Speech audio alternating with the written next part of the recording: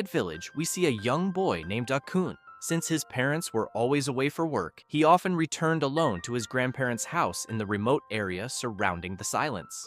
When his grandparents weren't home, Akun would pass the time wandering the yard, collecting insects from the fields, and playing quietly by himself. It was a lonely, peaceful routine until one day, everything changed. That afternoon, he was alone in the yard when he suddenly heard a mysterious sound echo through the air that kept him restless. It chilled him, made his heart beat faster, and when he investigated where the sound was coming from, he ended up meeting a woman dressed in white. Her long dress swayed gently in the wind, and atop her head was a hat, one that strangely resembled the one Akin wore. To his surprise, that woman had an outstanding peculiarity, but this was no ordinary woman.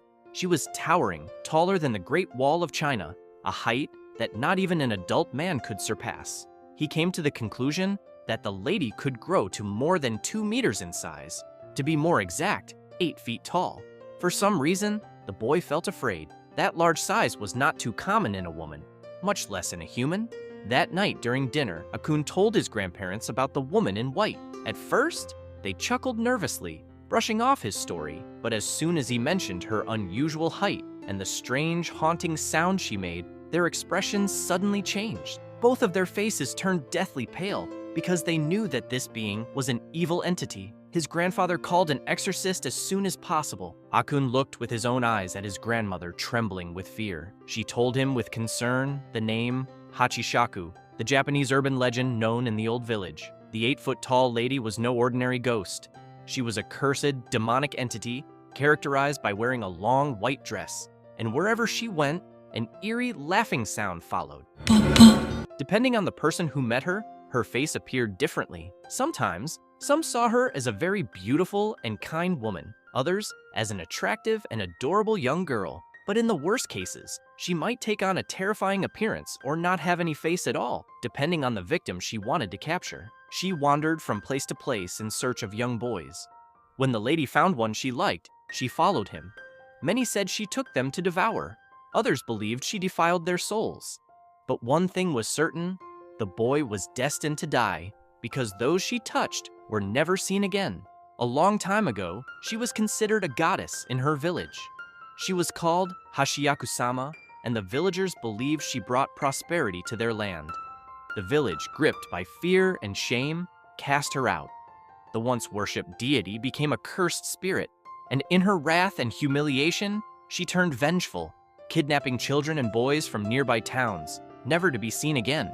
The members of the village did not sit idly. To protect their youth, the villagers sealed the spirit of Hachishaku-sama into 4 small plaster statues, each carved with holy inscriptions. As long as all 4 remained intact, her malevolent presence would be banished from the world of the living. Years later, one of the statues was broken, thus freeing the spirit of the 8-foot-tall lady. Thanks to all of this, Akun, the boy who had seen her, became her next target. Upon realizing the danger, his grandparents ordered him to stay locked in a room and not to open the door for anything in the world until sunrise. They prepared a single room in the house as a sanctuary. The joints of the door were sealed with lines of salt, and a Buddha statue was placed inside so Akun could pray when he felt afraid, so they could keep the boy safe from Hachishaku-sama, but only temporarily. So Akun spent the night in complete silence. Out of nowhere, he heard the laughter of Hachishaku, then came knocking on the door, the screams of his grandfather's voice telling him to leave the room to protect himself because she was in the house, and the only option left to survive was to escape. Trusting in the voice of his grandfather, he opened the door to meet him, but to his surprise, the hallway was empty. There was no one present. It was a trap of the specter. The specter had mimicked his grandfather's voice, an ancient power she possessed, to lure Akun into breaking the seal and leaving his sanctuary. Now free to enter the room, she appeared before him. Terrified, Akun did not look for how to escape from her. To avoid his death, he closed his eyes. Suddenly, she was no longer monstrous, no longer terrifying. To Akun's eyes, the 8-foot-tall lady appeared gentle and beautiful, her features shifting into those of a warm, kind woman. Her voice was soft, her presence calming. She behaved with him like a kind and maternal woman to make him believe that she meant no harm. Innocent, Akun believed her. Then she began to teach him things he didn't understand. She called it knowledge, or call it love. and when he submitted to her, she embraced him. However, she was still 8 feet tall, and he was still just a boy. Her body weight, her otherworldly power, everything about her was far beyond what a human child could endure. Practically, he was crushed by the lady in white. The next morning, Akun woke up in his bed without the ability to get up, almost crushed under an invisible weight. His body was weak, aching, but he was alive. His grandfather, overcome with both relief and fear, rushed to get him out of the village before he was killed by Hachishaku. They knew the specter wasn't done. The 8-foot-tall lady had marked him. He had survived one night, but he wouldn't survive another. They tried to flee, gathering their most trusted neighbors and escaping toward the edge of town, but they were chased by the lady in white, who begged him not to leave her side. She wanted to spend more time with him. Confused, Akun, still under her charm, hesitated. He believed she had been kind to him that night. He thought she just wanted to be loved. However, the people who tried to save them warned him not to be fooled by the cunning specter. That thing was not human. She only mimicked kindness, but her soul was hollow. They could hear the voice that tried to manipulate him, and although at first they could not see her, when they moved farther away, they finally managed to see her with their own eyes. The true form of Hachishaku. Her face shifted like melting wax. Somehow they managed to escape that day, but the warning stayed with the boy forever. Never return, not even for a second. If you do, the 8-foot-tall lady will finish what she started. But it was too late. He had already been marked by Hachishaku.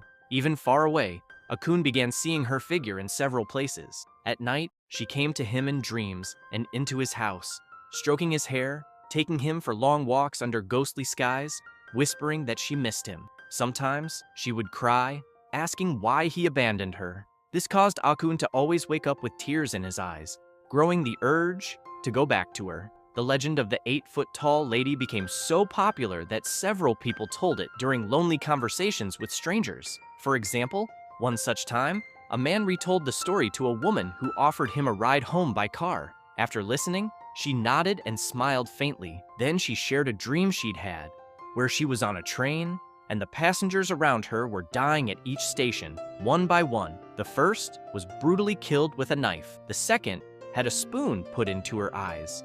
When it came time for her to be killed, luckily she woke up from the nightmare, relieved that it was only a dream.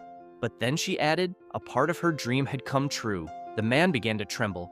He felt cold and disoriented. He looked out the window of the car. The road was gone. The woman's smile lingered as she said, "The thing about dreams is, only the ones who wake up can call them that, because for those who don't, that is their reality." When both finished their stories, the man began to convulse. His voice faded. It turned out, I won't tell you more about the boy in the story or the woman driving the car, because she was a Yakuza member. Anyway, thanks to everyone who supports the channel. I'm Yokai-kun, and may you rest in peace. Just kidding. Don't believe it. You're sexy.